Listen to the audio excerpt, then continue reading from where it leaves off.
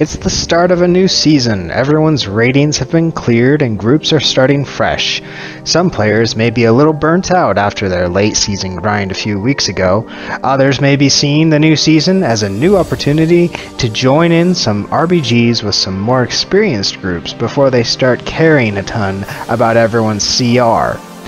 As this video is being released later in an expansion, there might also be a few guilds out there thinking it's a good time to start doing more RBGs while they anxiously await new raid content to come out in a future expansion. Regardless of your reasons, now is a great time to try your hand at leading your own group.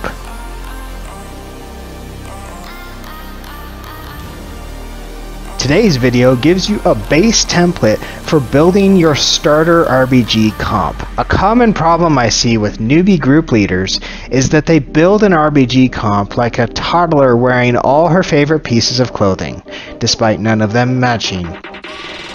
Often, a group leader first grabs all their friends to start a group, which is fine, but then they go to the group finder and they just pick out classes that they've been impressed with in PvP before.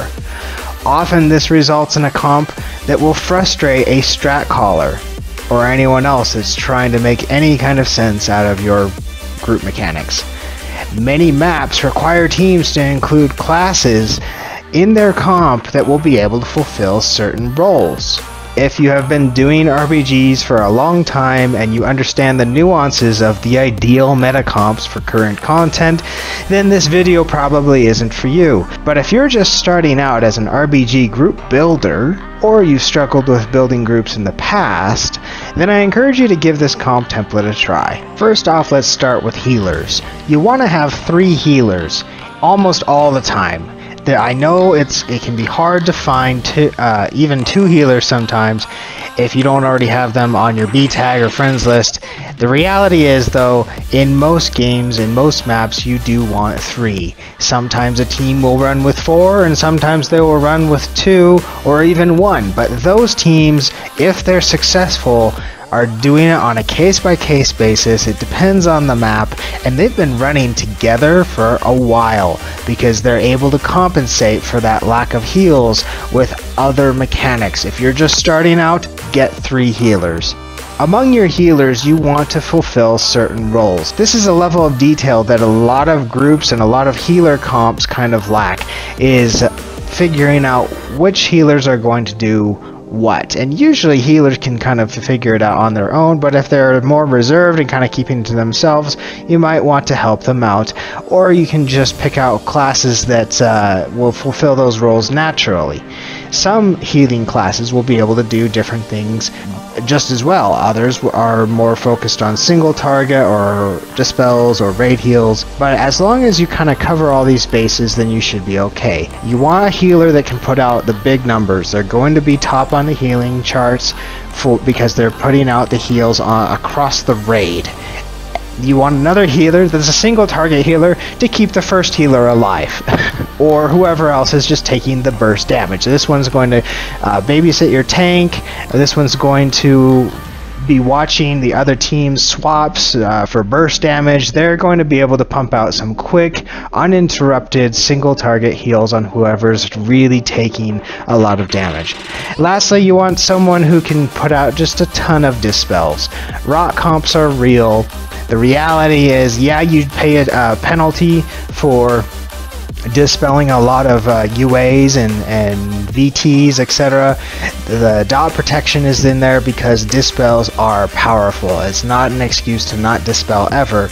And so you want someone who can do a lot of mass dispels and just get everything cleared off of the raid. And often the single target healer will need to dispel that healer afterwards and get them up after they pay the penalty for all the dot protection. Next, you're going to want to fill your DPS. Among your DPS, there's a subset of roles that need to happen, and these DPSers need to be fairly versatile. They all can't be fighting for top on the charts, though some classes, due to the way they play and due to comp and due to just the way team fights go and class balancing, they will tend to hit the top of the DPS charts easier.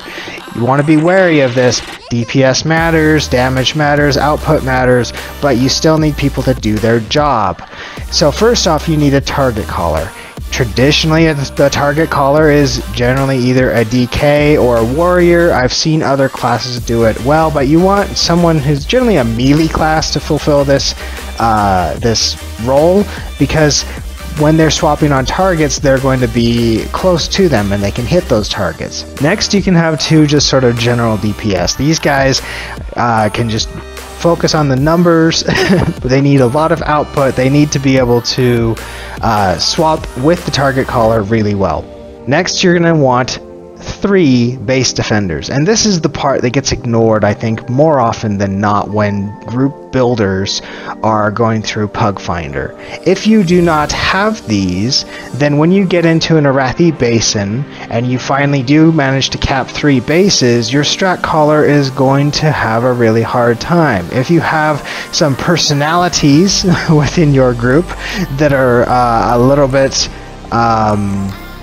not so flexible, let's say, but regarding base defenders, then that strat caller is going to basically be hamstrung. I mean, what do you do when you have your 3 bases and everybody just wants to team fight, nobody wants to sit a base? It suddenly turns your rated battleground into a regular, poorly run, frustrating battleground. So get yourself 3 base defenders. I say 3 because generally Arathi Basin is kind of the only one that really needs 3. Most of the other based maps, even Eye of the Storm, there's other mechanics that you can focus on, flags and such, and there's generally a team fight somewhere. But you want 3 that can at least cover the 2 bases, and then that leaves you 1 to swap in and out of your team fight. So among those base defenders, I suggest having 1 that can do massive amounts of damage when they're in the team fight, 1 that can do a lot of CC, and 1 that can do a lot of stealth.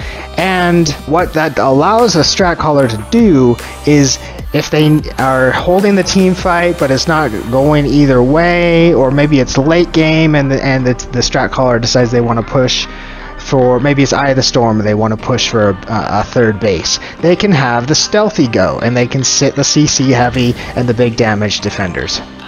If they want to focus on the team fight, maybe it's early game and they're feeling ballsy, they'll bring in the big damage guy and they'll sit the stealthy and the CC. Or maybe they go into the first team fight and just get wrecked. The melee came in and just killed all your healers, one-shot them all, and they need a little bit of, they need the peels. In which case you sit the stealthy and the big damage and you bring in the CC heavy class to help out your healers, keep the raid alive. Maybe you're running a rock comp against a mongoloid comp, in which case you need that time to do your dot damage, and so you bring in the CC heavy guy then. Whatever you do here, it's going to change from expansion to expansion, from patch to patch. Class balances change comps all the time, and that's why I'm not coming out with a video saying use this and this and this comp, because within the next patch or release of the game, there's going to be a bunch of changes and suddenly everything's out of date. They bring in new classes, they bring in new specs, they do new balancing. So this is more about the roles. Fill these roles and at least your strat caller will be okay with your comp. Lastly, you got to find yourself a tank. And notice I put in here tank / DPS. You don't want a full-on tank all the time. There are lots of maps where you do not want a tank at all, where having a tank does you no good. Generally, a lot of teams run Temple of Katmogu without a tank. A lot of teams run Battle for Gilneas without a tank. Arathi Basin without a tank. If they are running with a tank and that tank is not any good at doing damage, more often than not that tank ends up sitting a base for days on end. Some tanks are not particularly good at sitting bases. They will survive for a long time, but they don't have the get out of CC sort of necessities to be able to handle, say, a rogue and a boomkin. Pushing as a stealth team comp. So you kind of want to have someone who's flexible in this area, someone who's very good at positioning, and I mean, those things are all things that you can work on with them once you kind of got your group going together, and as long as they're listening and making changes to their gameplay for the betterment of the group.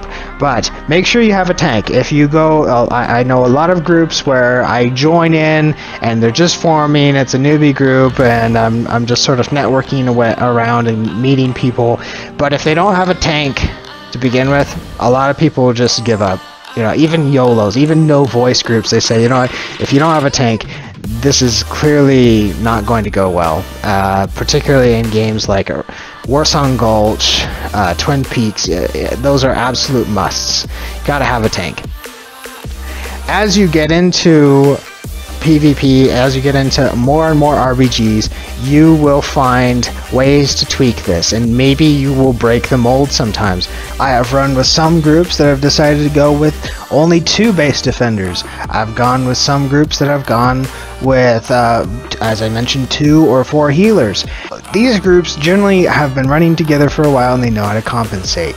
Generally, it's something that they have figured out with their strat caller. They've done it, and they're doing it on a case-by-case basis, depending on the map.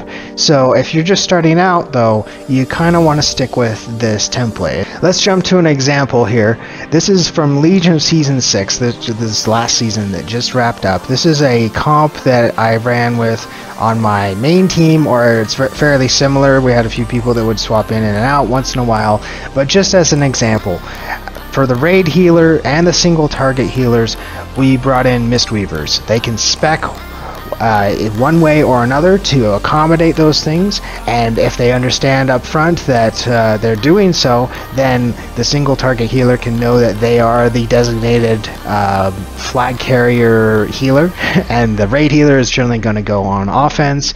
The dispeller will float between the two depending on the situation. For the dispelling healer, we had a holy priest, and this holy priest would generally pump out on the order of 100 to 200, maybe 300 dispels every game, depending on what the other comp was rolling with. Most comps had some form of rot, be it an S-priest or an affliction lock, what have you, and so them being able to keep all of those dots off of us, their healing was generally a little bit lower, but they were able to stop a lot of the incoming damage. For DPS, our target caller was a DK. That's kind of typical. The DPS along with that target caller was a Shadow Priest, which was myself, and a DH. DHs were great for being able to peel to bases that are having trouble or having inks, as well as being able to swap quickly single target on our DK's target. For base defenders, we had a rogue, boomkin, and hunter. These fit kind of the roles of stealthy, CC heavy, and big damage. And then lastly, we have a DH tank, who could also go DPS in maps such as Temple of Katmogu and others, where there is no flag necessarily needing to be carried. Lastly, you'll notice that I put a blank off to the side for B-Tag. As you recognize other players within the community that you run with, that you enjoy playing games with, that fill these roles well, that know these classes and specs, get them on B-Tag, and this is a document that you can kind of write up on your off to the side, maybe on a different monitor, whatever. I generally kind of put this in, or type this out in Discord, in chat, and just to keep track of the people I know, and that actually people will in Discord will appreciate that, because it feels like I'm being recognized by the person that's building this group, and they want me to come back next week or next time you play, whenever however often you're doing RBGs. So, you know, fill out the roster. Treat this like a roster, and suddenly you'll find that you'll have a more consistent group that's meeting on a regular basis and building synergy together so that you can push into those higher brackets. As I mentioned at the beginning of this video, this is a starter template. As you get into the RBG community, you will find what works and what doesn't work. But at the very least, filling this out within your comp, within your roster, will or should alleviate a lot of problems with regard to objectives on the map, your strat caller and what they're trying to do, and just everybody understanding what responsibilities need to be filled within an RPG. That's all I had for you today. I hope you enjoyed the video. If you like it, leave a thumbs up, comment, subscribe. If you know someone who's trying to build a group, or if your guild is trying to start up their first RBGs, feel free to share the video with them as well. I always appreciate that. I've got more videos on the way, and I hope to see you on the battleground soon. We'll see you next time with another video. Sick is basically sick. How are you looking, mines? I'm fine. Do we have that? Are you guys gonna cap that base, or are you just gonna stare at it? Holy shit. Oh my god, I hate you, Sick. I fucking hate you. That was definitely my fault. I thought we had it. My bad. I'm controlling fucking Druid. take it. Alright, we're just playing to win here.